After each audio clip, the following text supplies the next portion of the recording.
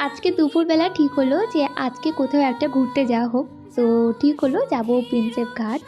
আমি এর আগে কখনো এখানে আসিনি, এটা আমার প্রথমবার আসা। যখন আসছিলাম গরম তো লাগছিলই, কিন্তু আসার পর গঙ্গার ধারে এত সুন্দর ঠান্ডা হাওয়া দিচ্ছিল।